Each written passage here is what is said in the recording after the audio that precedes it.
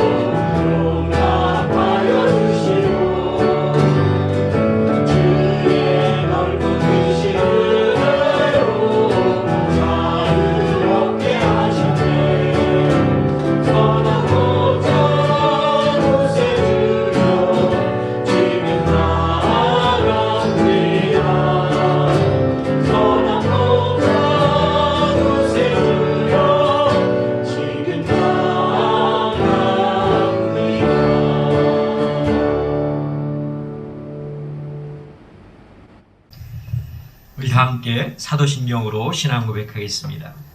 나는 전능하신 아버지 하나님 천지의 창조주를 믿습니다. 나는 그의 유일하신 아들 우리 주 예수 그리스도를 믿습니다. 그는 성령으로 잉태되어 동정녀 마리아에게서 나시고 본디오 빌라도에게 고난을 받아 십자가에 못 박혀 죽으시고 장사된 지 사흘 만에 죽은 자 가운데서 다시 살아나셨으며 하늘에 오르시어 전능하신 아버지 하나님 우편에 앉아 계시다가 거기로부터 살아있는 자와 죽은 자를 심판하러 오십니다. 나는 성령을 믿으며 거룩한 공교회와 성도의 교제와 죄를 용서받는 것과 몸의 부활과 영생을 믿습니다. 아멘.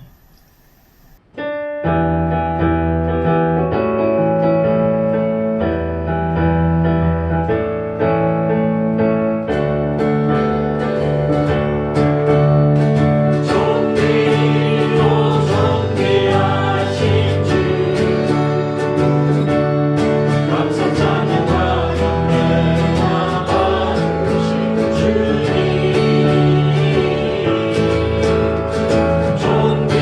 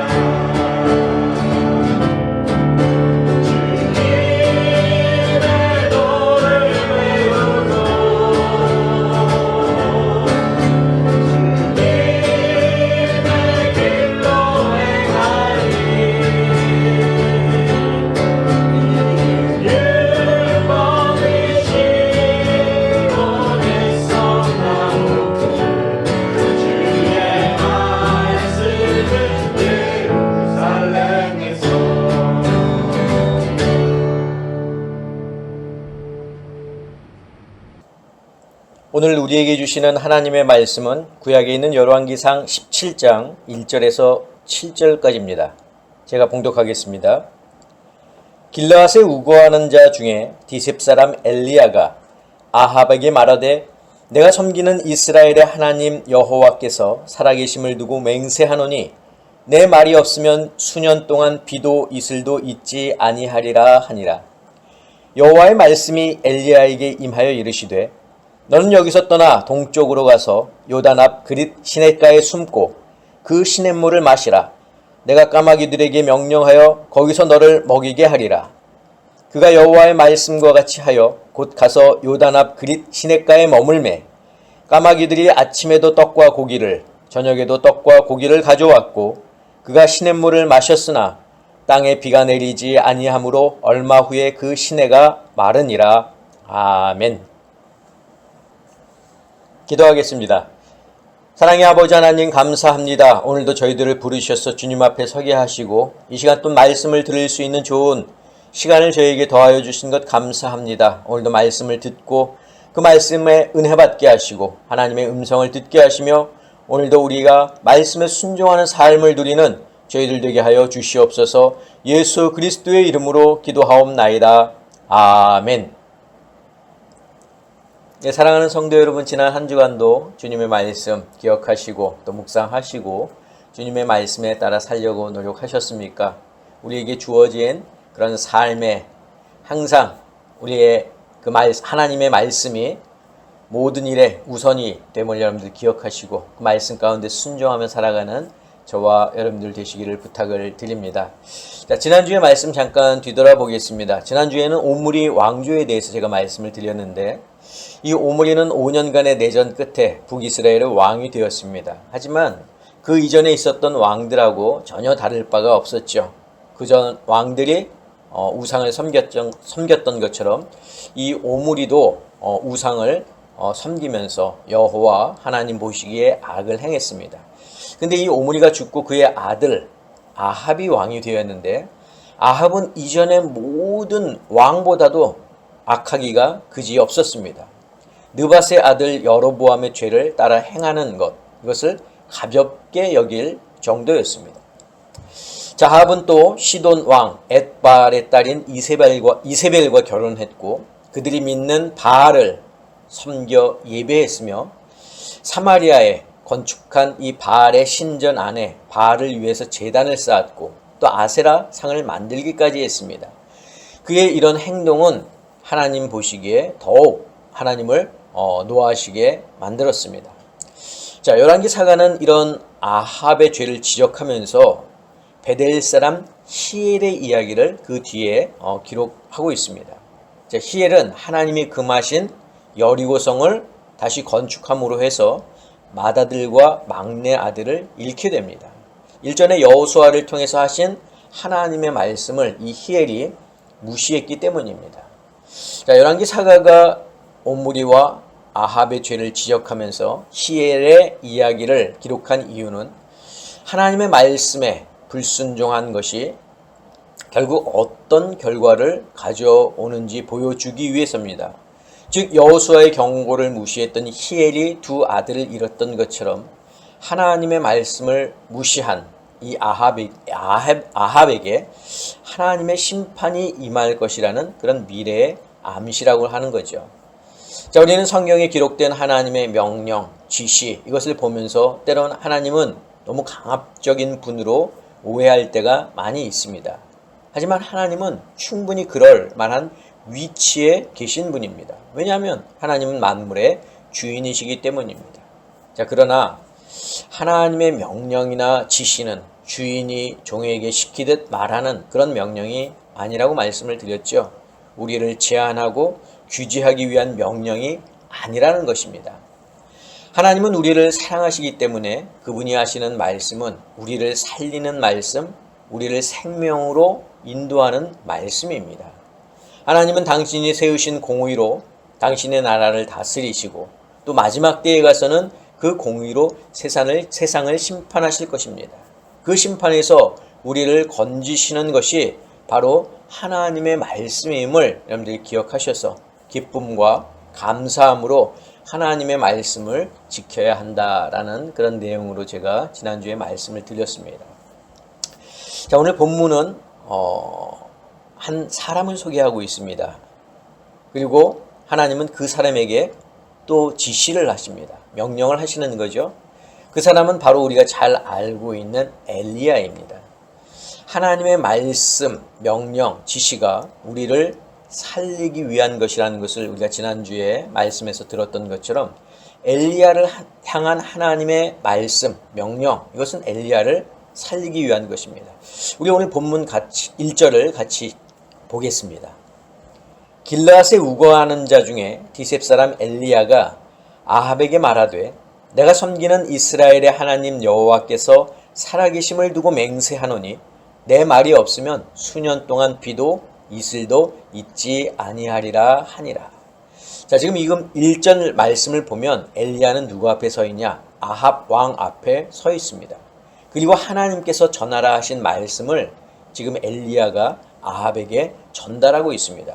자, 그 말씀의 내용은 무엇입니까? 앞으로 수년 동안 이스라엘 땅에 가뭄이 들 것이라는 예언입니다. 우상 숭배로 하나님 보시기에 악을 행했던 아합에게 지금 하나님은 가뭄의 그 경고를 주고 계신 겁니다. 자, 그런데 1절을 가만히 보면 엘리야가 하나님의 말씀을 전하면서 이렇게 이야기하는 것을 볼 수가 있는데 내가 섬기는 이스라엘의 하나님 여호와께서. 자, 이 말씀 속에 담겨진 의미가 무엇입니까? 아합은 이스라엘의 왕으로서 하나님의 백성임에도 불구하고 하나님을 버렸다는 것을 알 수가 있습니다. 즉 아합에게 있어서 하나님은 누구입니까? 바알입니다. 자, 그래서 엘리야는 당신이 섬기는 이스라엘의 하나님 여호와께서라고 말하지 않고 내가 섬기는 이스라엘의 하나님 여호와께서라고 말하는 것입니다. 자, 그런데 바알을 하나님으로 섬기는 아합 왕 앞에서 지금 엘리야는 하나님의 경고를 전하고 있습니다. 이는 엘리야에게 위험천만한 일이죠. 왕의 심기를 불편하게 했기 때문에 엘리야는 잡혀서 옥에 갇히거나 죽을 수도 있는 그런 상황입니다. 자, 하지만 하나님은 엘리야를 안전한 곳으로 가도록 지시하십니다. 오늘 본문 2절 3절에 나와 있는데 같이 보겠습니다. 여호와의 말씀이 엘리야에게 임하여 이르시되 너는 여기서 떠나 동쪽으로 가서 요단 앞 그릿 시냇가에 숨고. 자, 하나님은 지금 엘리야에게 명하셔서 아합을 피해 숨을 곳을 알려주셨습니다. 자, 여기는 두 가지 의미가 담겨져 있는데 첫째는 하나님은 당신의 사람을 지켜주신다는 겁니다.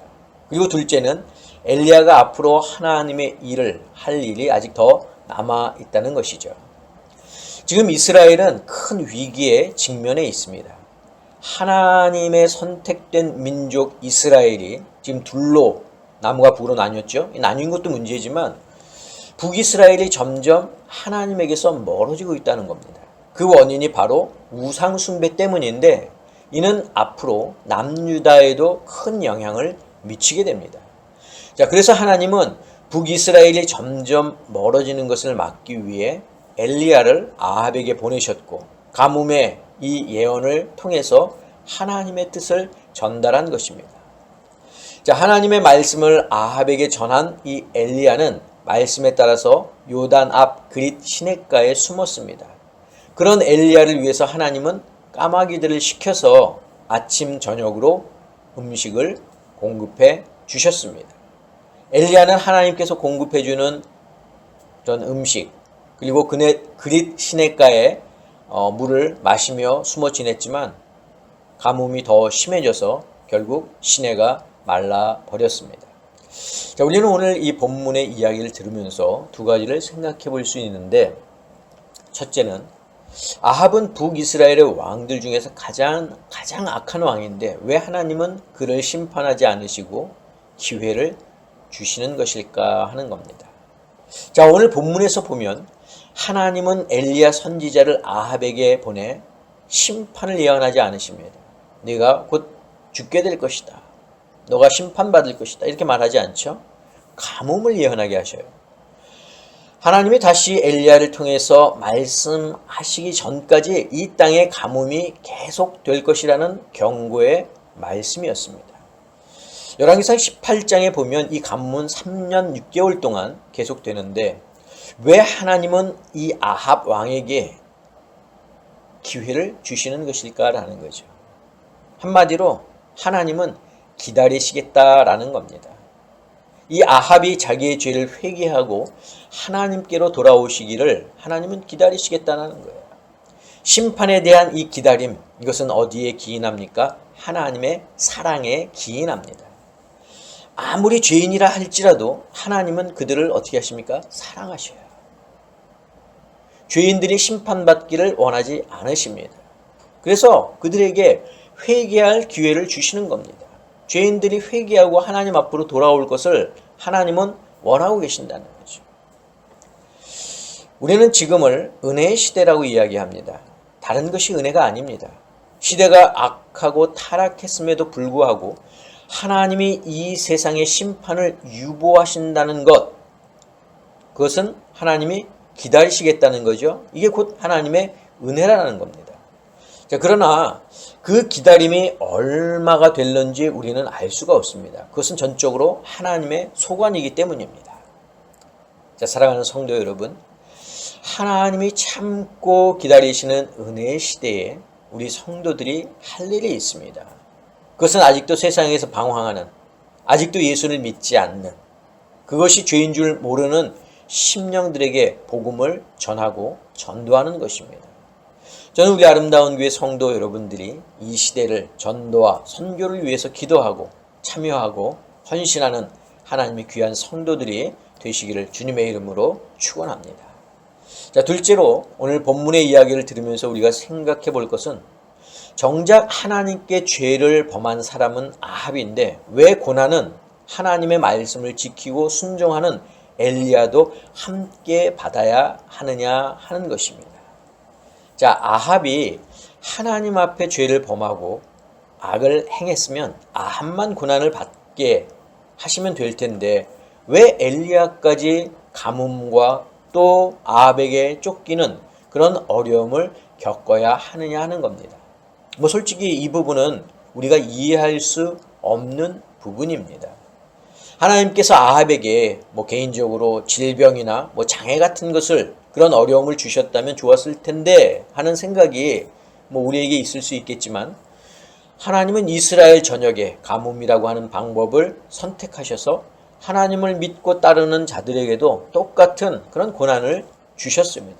게다가 엘리야에게는 아합에게 쫓겨 생명의 위협을 받는 그런 어려움까지 주셨다는 겁니다.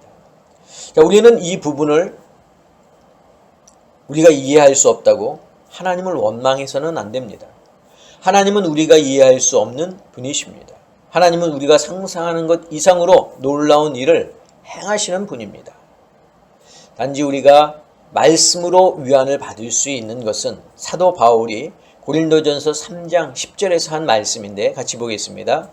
사람이 감당할 시험 밖에는 너희가 당한 것이 없나니 오직 하나님은 미쁘사 너희가 감당하지 못할 시험당함을 허락하지 아니하시고 시험당할 즈음에 또한 피할 길을 내사 너희로 능히 감당하게 하시느니라.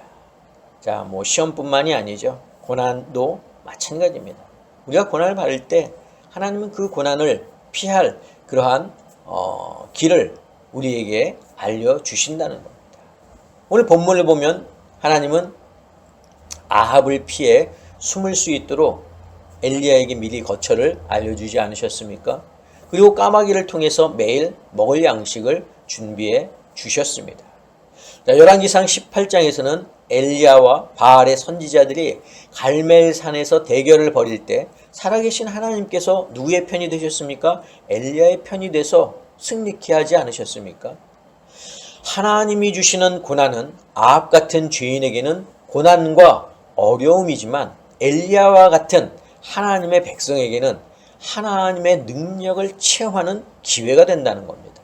감히 누가 까마귀가 먹을 양식을 가져다 줄 것으로 상상이나 했겠습니까? 그것도 한 번도 아니고 여러 날을 그렇게 했다고 하는 것은 하나님의 능력이 아니고서는 설명할 수가 없습니다. 이후에도 엘리야는 여러 고난을 맞게 되지만 그때마다 하나님께서 엘리야와 함께 하셔서 그를 도우시고 하나님의 능력을 보이시고 하나님의 살아계심을 나타내십니다.